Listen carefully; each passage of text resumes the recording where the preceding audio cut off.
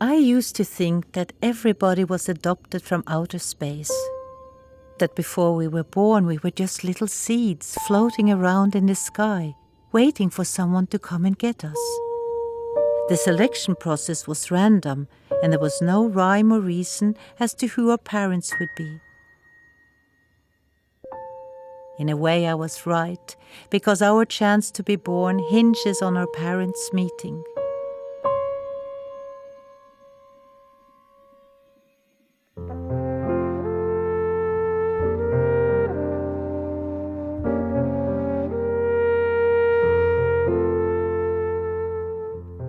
My parents met completely by chance due to a chain of events that was set in motion many years ago in a small apartment in Copenhagen. In this apartment, there lived a Danish poet called Casper Jørgensen. Casper was so worried about running out of ideas that he often could not think of anything to write. He therefore went to see Dr. Mørk, who specialized in this problem.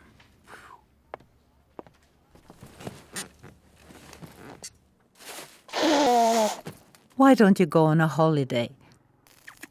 Get some fresh air. Where can you go on holiday if you don't have any money and you don't speak French? What about Norway? It's cheap and they're practically Danish. Casper began to research Norwegian holiday possibilities. At the library, he came across a book called Scandinavian Confusion about famous Swedes who were actually Norwegian and famous Norwegians who were actually Danish, and so on. This is how he discovered the Norwegian writer Sigrid Undset, who was originally Danish. She had written the epic novel Kristin Lavransdatter and had won the Nobel Prize for Literature. Kristin Lavransdatter is the story of Kristin, who is engaged to Simon. But Kristin falls in love with Erlend, and she breaks up with Simon and marries Erlend against her father's will. She regrets this fateful decision for the rest of her life, and never forgives herself, no matter how many times she walks barefoot and pregnant on pilgrimage to the Nidarus Cathedral. This novel so profoundly moved Casper that he wrote a letter to Sigrid Undset. Dear Mrs. Undset, I am a Danish poet. May I please come and visit you in Norway for inspiration? Best regards, Casper Jørgensen. Dear Mr. Jørgensen, I could use a little inspiration myself nowadays. Please come and visit me anytime.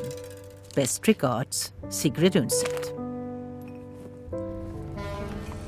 And so it was that Casper went on holiday to Norway, just as Dr. Mørk had prescribed.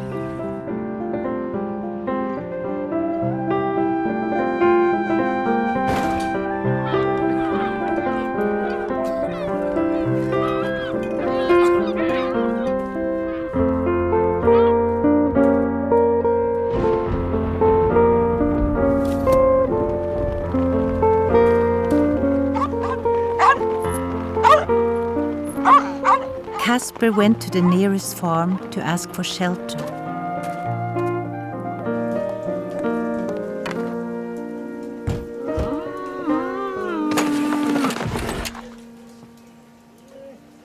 I am a great admirer of Sigrid Undset, and I'm on my way to Lillehammer to visit her.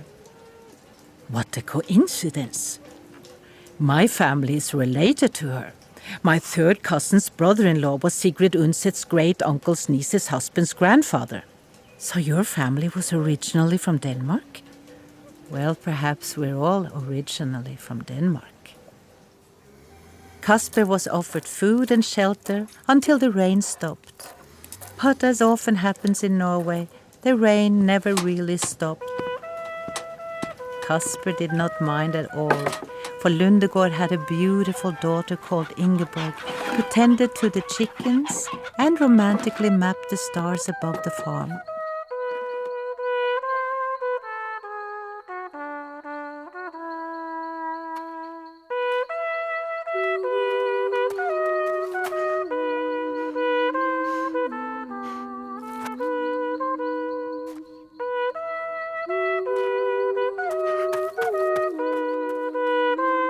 a summer romance was in full bloom when Casper wrote a poem.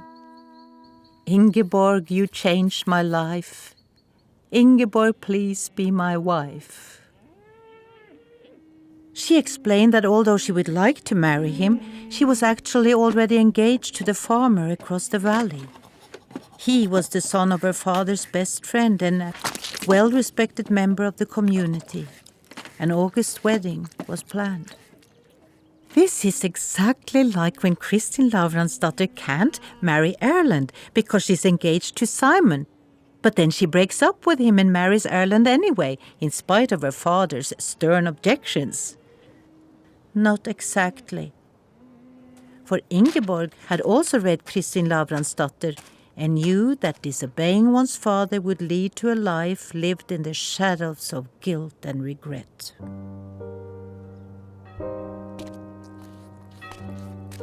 Ingeborg gave Casper a lock of her hair and promised that she would not cut it until they were reunited.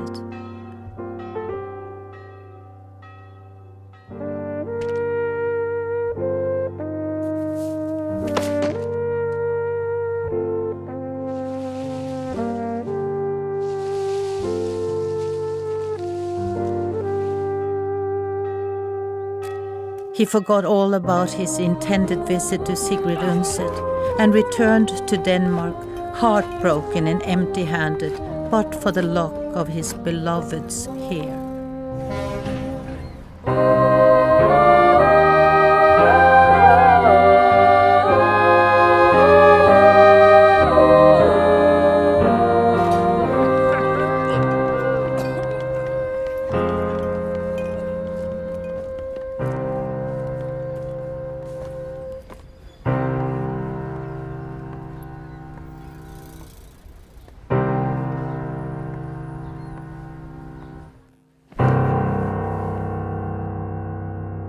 How can I write when I feel so sad? Some people think that's the best time. Really? Casper tried to write, but nobody cared about his sad poetry.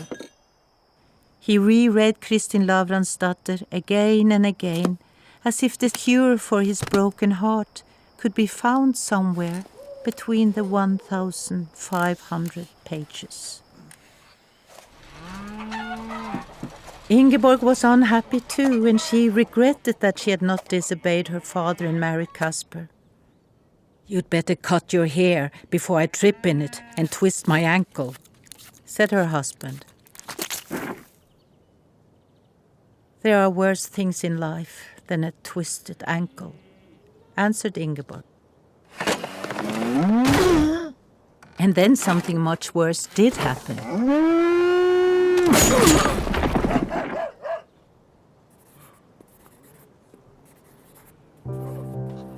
Ingeborg immediately wrote a letter to Casper telling him that she was now free to marry him.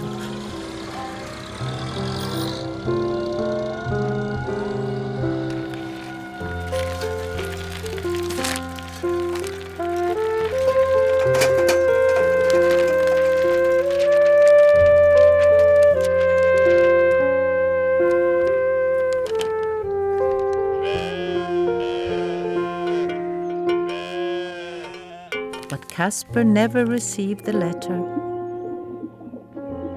and Ingeborg waited in vain for his reply.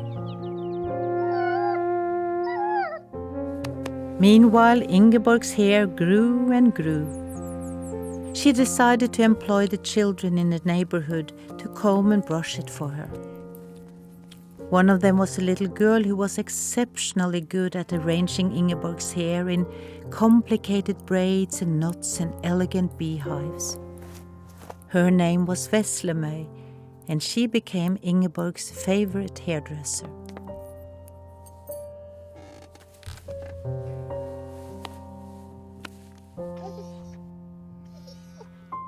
Ingeborg's life passed uneventfully for years, until the day that Sigrid Undset died. "You must go to the funeral." "Why?" "Because she was your relative, but she was Danish. when a relative dies, you go to the funeral whether she was Danish or not, said Veslemøy.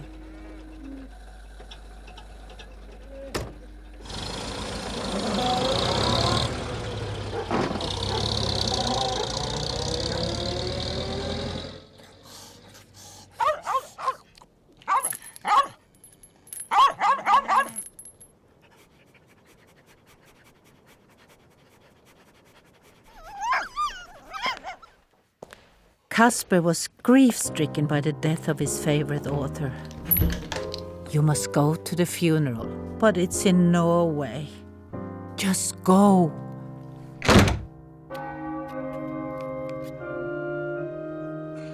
Casper did not like being reminded of death, but he went to Sigrid Undset's funeral anyway, and was glad he did, because there he was finally reunited with Ingeborg.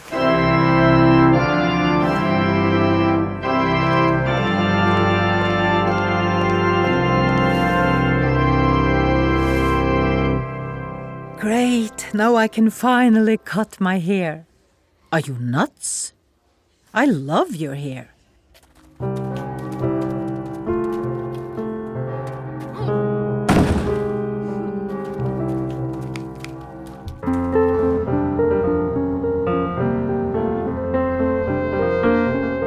Casper quickly became living proof that some poets are better off happy than sad.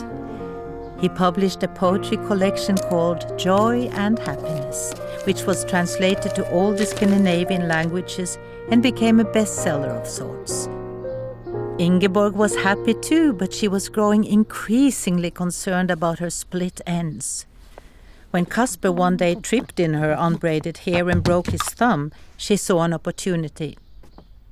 She called Veslemøy, who was no longer a little girl but a young woman. She understood the urgency of the situation and jumped on the next train to Oslo to take the ferry to Copenhagen.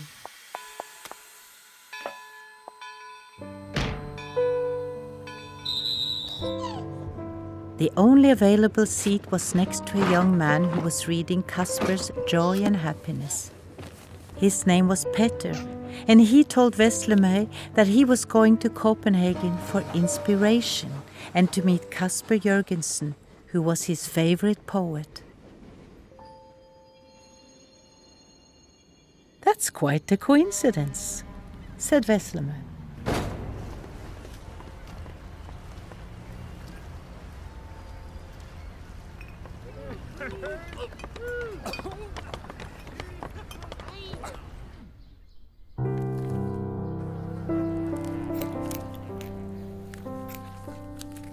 It remains to be said that Veslemøy gave Ingeborg a flattering haircut, that Petter's visit to Copenhagen was very inspiring, that Casper's thumb healed nicely, and last but not least, that Petter and Veslemøy fell in love with each other.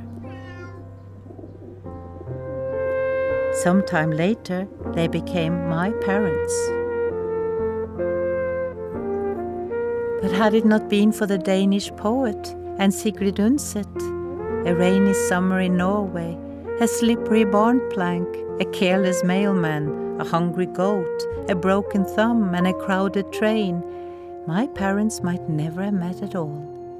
And who knows, I might still be a little seed floating around in the sky, waiting for someone to come and get me.